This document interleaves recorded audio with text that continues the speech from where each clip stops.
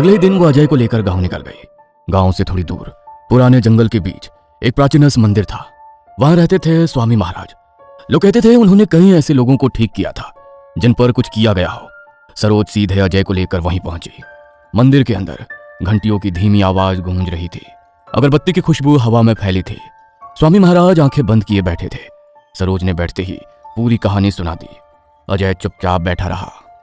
महाराज, अगर मेरे बेटे पर किसी ने कुछ किया है तो उसे देखिए और उसे बचा लीजिए। स्वामी जी कुछ देर शांत बैठे रहे, फिर धीरे से बोले, कल सुबह इसे लेकर तुम्हारे गांव के मंदिर आना। उस रात सरोज पड़ोस के गांव में अपनी एक पुरानी सहेली के घर रुक गई।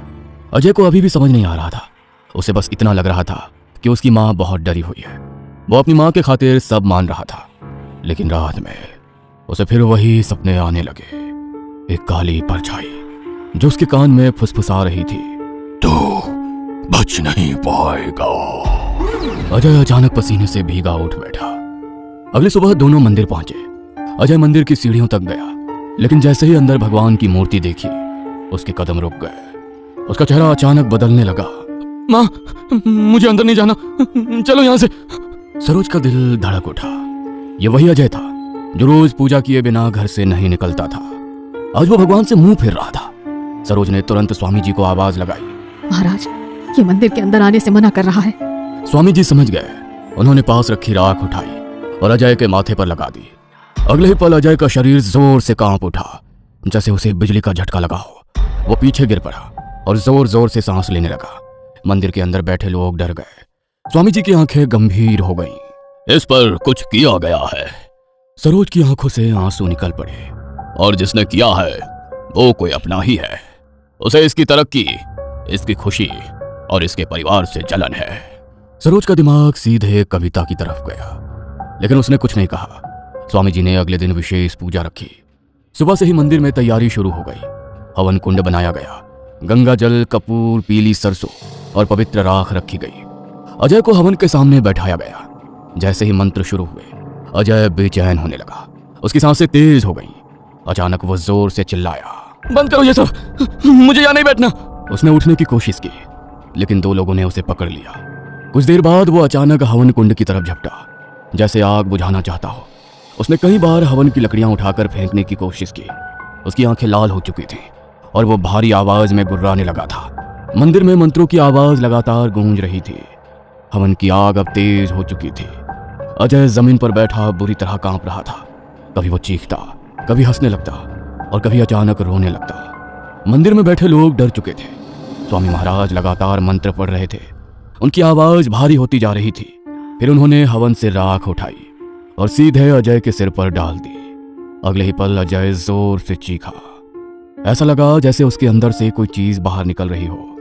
उसका शरीर एकदम अकड़ गया, आंखें पलट गई और अगले ही पल वह जमीन पर गिर पड़ा। पूरा मंदिर कुछ सेकंड के लिए शांत हो गया।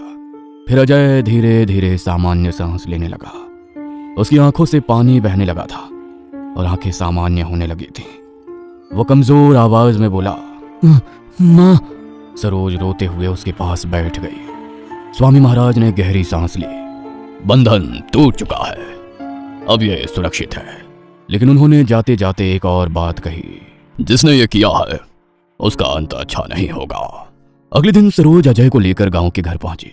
घर में कदम रखते ही उसने सीधे कविता को आवाज दी। कविता बाहर आई, लेकिन सरोज की आंखें देखकर ही उसके चेहरे का रंग उड़ गया। क्यों किया था तूने ये सब? क्या बिगाड़ा था अजय ने तेरा? कविता तुरंत मुकर गई। मैंने कुछ नहीं किया, आप लोग मुझे फंसा रहे हो। लेकिन इस बार विजय भी वहां खड़ा था। उसके चेहरे पर गुस्सा साफ दिख रहा था। वो धीरे धीरे कविता के पास आया। गुड़िया की कसम खाकर बोल, सच क्या है? यह सुनते ही कविता की आंखों में डर उतर आया। कुछ पल तक वो चुप रही, फिर उसकी आंखों से आंसू निकलने लगे और आखिरकार वो टूट गई। हाँ, मैंने किया। मुझे जलन होती थी। सब अजय भैया की तारीफ करते थे, माँ बाबा पूरा गांव भी। मैं नहीं सह पाई। आप सब लोग जैसे विजय को भूल ही गए। क्या सिर्फ अजय ही आपका बेटा है और विजय जैसे कोई नहीं? फिर उसने सब बता दिया। कैसे उसने तंत्र सीखा, कैसे उसने बाल लिए, कैसे खाने में राख मिलाई और कैसे रात भर क्रियाएं की और कैसे वो अजय को बर्बाद होते देख खुश होती रही। घर में सन्नाटा फैल गया। विजय की आंखों में आंसू आ गए।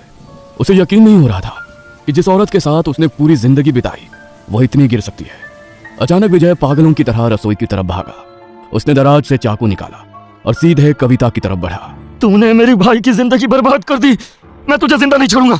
कविता डरकर पीछे हटने लगी। तभी अजय ने दौड़कर विजय को पकड़ लिया।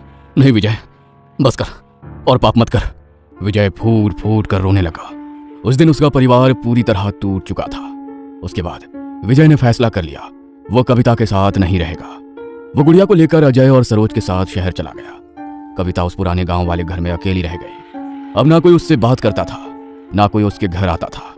रात होते ही उसे वही आवाजें सुनाई देती जो वो क्रियाओं के वक्त सुना करती थी। कभी उसे लगता कोई आंगन में चल रहा है, कभी उसके कमरे में काले साए खड़े दिखाई देते, और कहीं रात उसे ऐसा लगता जैसे कोई उसके कान में फुसफुसा रहा हो। अब तेरी बारी है। कुछ ही दिनों में गांव वालों ने उसके घर से बदबू आने की शिकायत की। जब दरवाजा तोड़ा गया तो कविता अंदर मृत मिली। उसके सामने वही काला कपड़ा पड़ा था और उसके ऊपर जला हुआ नींबू। गांव में आज भी लोग कहते हैं जिस घर में लालच और काला जादू साथ आ जाए वहां इंसान नहीं बचते, सिर्फ बर्बादी बचती है।